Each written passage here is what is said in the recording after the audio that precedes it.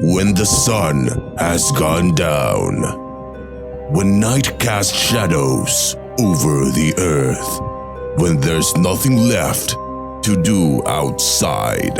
House Party 2, an indie game by Brian Cranston, developer extraordinaire. Rated C for Cranston. Checkmate! Hello again, friends. It is I, Brian Cranston, your indie game developer hero, and today it is time to go big. Whether you are old or young, male or female, AAA publisher or field fish, we all love Star Wars. One of the biggest franchises in history, it has the ability to reduce grown adults to tears and inspire the children of tomorrow to think about their dreams of the past. Forget the fact that out of the 6 films, there is only one good one, and the fact that there are plot holes and erroneous errors throughout. Star Wars is a beast unto us all, and Star Wars Battlefront will be surely no different. But do you know everything there is to know about Star Wars Battlefront? Cranston says you don't, but Cranston will still open the door and let you in anyway. 4 things you do not know about Star Wars Battlefront. Comments. Thing you don't know number 4. The game takes place on 4 planets. Does it excite you to know that Star Wars Battlefront houses its ferocious war on 4 different planets? The first is Hoth, which you know from the movies. The second is Tatooine, which you know from the movies. The third is Endor, which you know from the movies. And the fourth is Salhurst, which you don't know but pretend to because you think it's cool to read the extended universe. Either way, there's plenty of Star Wars-y things for you to experience as you wave your glow stick and use your magical strength. But let's face it, Developer Dice could tell you that the planet Geonosis was in Battlefront and you'd all go crazy, even though there is no Star Wars planet called Geonosis. It's a band fronted by Phil Collins. For shame. Thing you don't know, number 3. If you use the name Jub Jub, soldiers are shorter than usual. What's this, Cranston? You bellow, your blood pressure slowly rising as your mind can't comprehend how I, the indie developer sensation, have played Star Wars Battlefront before you've even had a chance to touch it.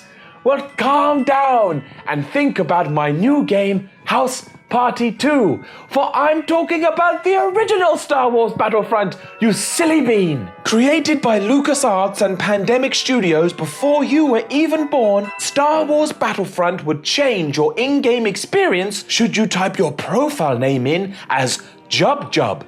Shrinking the soldiers in order to achieve a more comic effect, it's ultimately pointless. But hey, sometimes having fun is pointless. More importantly, what the hell is a Jub Jub? A dead Ewok? Ewok lingo? A song? Only you can decide. Thing you don't know, number 2. Battlefront proves that Han Solo did shoot first. Picture the scene. You're in your local drinking establishment, wetting your lips with a drink or two, enjoying your free time like only a free person can. But then you start to debate whether Han Solo, a fictional man who in reality has no emotions, so couldn't care less, shot his gun at some alien when you should be debating the benefits of ambient occlusion. Anyway, if you're playing as Han Solo in Star Wars Battlefront 2, you will often hear Imperial troopers shouting, "Hey, Han Solo shot first. That's not fair," laying to rest the debate as to whether or not Chewbacca's brother squeezed his trigger before Greedo did. So next time someone tries to engage you in such tomfoolery, repeat thusly, "I do not need to engage in such conversation because Cranston has shown me the way."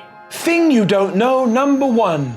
Star Wars Battlefront was originally called Star Wars Battlefront. While the name today suggests war and conflict, painting an image of a soldier at the front of the battle where the skirmish rages most intensely, this is actually not how the game's name came to be. Star Wars creator George Lucas held another passion outside of wars in space, namely his love for fonts, be it Arial, Times New Roman, Franklin Gothic, or the much insulted Comic Sans. He would spend many an hour examining these typefaces and deciding which one he liked best. Realizing that the emerging video game market was a piece of delicious pie he must taste, Lucas decided to invest in an entertainment, word-inspired experience that would show the world just how special Helvetica was. He then gave up on this, instead deciding to work on a font he could call his own. Naming it Jar Jar,